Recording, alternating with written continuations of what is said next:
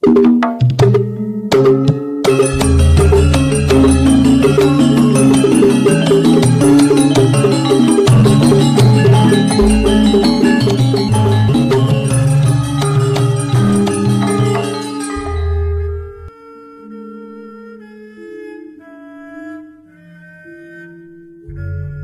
Ibu para kadang kinasih simbah-simbah lan adik-adik para rama suster bruder berkah dalem Gusti sugeng rawuh wonten ing PDSK channel menika. Kados pundi kabar panjenengan? Mugi-mugi bagas kasarasan kesehatan kawilujengan tansah mengku kula panjenengan sami anggenipun kelampahi gesang ing dinten menika lan mugi-mugi lumantar panglimbang basa Jawi waosan Injil kula panjenengan sansaya saged nggayuh iman kapitadosan ingkang leres lan mantep. Langkung-langkung anggenipun kula panjenengan ngleksanani menapa kemawon ingkang dados karsa dalem Gusti wonten ing gesang kula panjenengan. Karsa dalem Gusti boten temtu ingkang enak-enak, ingkang kepenak-kepenak, ning kadang kala karsa dalem Gusti kedah kula panjenengan lampahi kanthi sangsara, kanthi ketula-tula utawi nggih nelongso. Dinten menika sesarengan pasaman suci sawegung kula panjenengan mestakaken Santa Teresia saking kanak-kanak Gusti Yesus utawi Santa Teresia Lisieux. Pramila ingkang sepisan kula ngaturaken derek bingah lan profisiat dumateng Bapak Ibu ingkang ngayom ing Santa Teresia Lisieux utawi Santa Teresia kanak-kanak Yesus dados asma baptis utawi asma kasantosan. Semanten ugi dumateng lingkungan-lingkungan wilayah setasi paroki ingkang ngayom ing Santa Teresia kanak-kanak Yesus.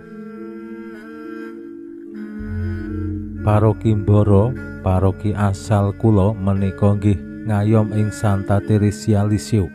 Mila derek bingah kagem sedaya umat ing paroki Mboro mugi tansah sehat, bahagia, sejahtera lan anggenipun bangun paguyubaning pasamuan estu tansah winengku ing sih lan berkah dalem Gusti. Paroki Karanganyar menika wonten salah setunggal gereja lingkungan ingkang ngayom dumateng Santa Teresia saking kanak-kanak Yesus. Mila nggih nderek bingah profisiat lan sugeng pesta. Santa Teresia Lisieux dados Santa rikala yuswanipun tasih anem. Santa Teresia menika mlebet dados suster rikala yuswa gangsal 12 taun lan sakjroning dados suster nggih boten kepenak awit salah setunggal ingkang dados pergulatan imanipun inggih menika gerah asma lan puput yuswa rikala ngancik 24 taun. Santa Teresia alitipun menika anak sing manja, apa-apa kudu dituruti. Nek ra dituruti nesu, ngambek lan sapanunggalane. Nanging sakjroning perjalanan gesangipun Santa Teresia sadar bilih kemanjaanipun menika adamel sangsara tiyang sanes. Mirungganipun nggih tiyang sepuh. Mila kanthi kesadaran menika Santa Teresia pengin ngabdekaken dirinipun sacara wetah dumateng Gusti kanthi mlebet dados suster. Lan menapa ingkang dados idam-idamanipun saged kelampah mawujud lan ing mriku Santa Teresia ngayati kados pundi iman kapitadosan menika kados lare alit. Buku ingkang terkenal saking Santa Teresia kanak-kanak Yesus menika Jalan Kecil kangge nggayuh kabegjaning gesang ing alam donya menapa dene ing swarga sakmangke. Jalan kecil ingkang dipun maksud inggih menika ngayati iman kapitadosan kados lare alit ingkang pasrah sumarah dumateng Gusti sawetahipun. Kados lare kados anak-anak menika lak mempercayakan gesangipun dumateng tiyang sepuh. Nggih mboten. Nah menika ingkang dipun ayati dening Santa Teresia. Lan saking pengayatan menika Santa Teresia berjuang ngleksanani menapa kemawon ingkang dados kersa dalem Gusti. Mila Santa Teresia menika paring gambaran gesangipun menika kados bal. Gusti Yesus menika hobine bal-balan Santa Teresia ngumpamekaken dirinipun kados bola sepak, arep ditendang kepriye wae manut, arep dilungguhi ora masalah, ditendangi ngiwonengen munggah mudhun ora masalah, arep diguang ora masalah, disingkirke ora masalah. Menika ingkang dipun ayati dening Santa Teresia awit menapa? Kanthi dados bola sepak, Santa Teresia kepengin adamel Gusti Yesus menika bungah. Lan kanthi menika Santa Teresia berjuang gayuh kasucianing gesang supados pantes mlebet ing kasuwargan. Lumantar waosan Injil dinten menika Gusti Yesus nggih paring pitedah dumateng kula panjenengan, tiyang ingkang nggadahi kratoning swarga menika lare alit. Pramila monggo kita pirengaken sabda dalem Gusti ing dinten menika lan kita wiwiti kanthi sembahyang sawetawis. Konjo ing asma dalem Yang Rama saha Yang Putra tuwin Yang Roh Suci. Amin. Suawi sami munjuk Gusti Yesus sabda dalem Yang Rama ingkang sampun manjalma, mugi karsa ngandika dhateng kawula wonten ing asepen ing telenging manah kawula. KBKO kegiatan lan panglipur ingkang manjing ing sabda dalem kapenuwana kawula mawi ro ing kawicaksanan dalem. Mugi-mugi srana anggen kawula maos lan mirengaken sabda dalem, kawula sansaya nunggil ing sampeyan dalem. Amin. Waosan Injil kapetik saking Injil Matius bab 18 ayat 1 ngantos dumugi gangsal. Nalika samono para murid padha sowan Gusti Yesus lan matur mangkene, "Miturut Gusti, sinten ingkang luhur piyambak wonten ing kratoning swarga?" Gusti nuli nimbali bocah cilik dipapanake ana ing tengah karo ngandika, "Aku kandha sakbenere, yen kowe ora martobat lan dadi bocah cilik, ora bisa mlebu ing kratoning swarga.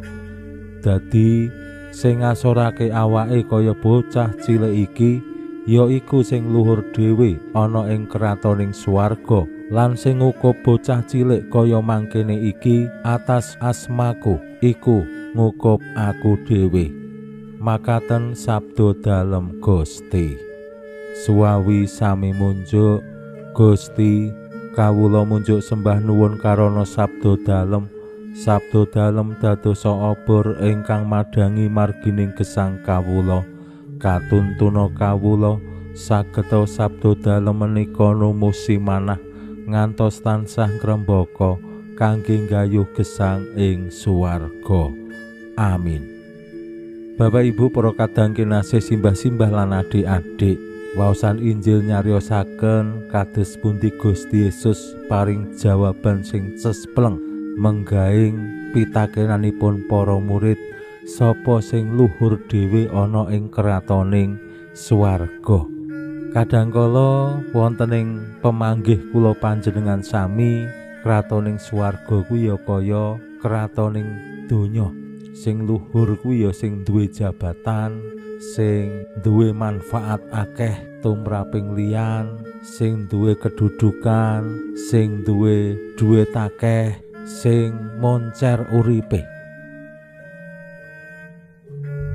Boten wonten ing konsep pikirane awake dhewe bocah-bocah kuwi termasuk wong sing luhur. Merga menapa bocah-bocah menika bayi wingi sore isih bau kencur, urung duwe pengalaman akeh tinimbang sing wis dewasa utawa sing sampun sepuh. Mila sing kinurmatan, sing diluhurake, dimulyakake menika ya wong-wong sing dadi tokoh utawa dadi sesepuh. Yen wonten ing sambutan-sambutan menika lak sing dimulyakake, sing diluhurake menika sing duwe jabatan, sing ditokohake lan sing pancen dirasakake manfaate tumraping liyan. Bocah-bocah ora katut. Jawaban Gusti Yesus bilih sing luhur menika lare alit lan para murid dikersakake ya kudu dadi kaya bocah cilik. Nah menika tentu konsep enggal ingkang dipun paringaken Gusti supados menapa para murid tansah nggadhahi manah sing ngandhap asor. Mbok para murid wis sinau ilmu sacara langsung saking Gusti Yesus, aja ngasih terus dadi sombong merga ilmu sing wis diduweni. Aja ngasih merga cedhak karo Gusti Yesus terus ya para murid rumangsa wong sing istimewa tinimbang murid-murid liyane, tinimbang wong-wong liyane. Ananging para murid dikersakake tetep andhap asor.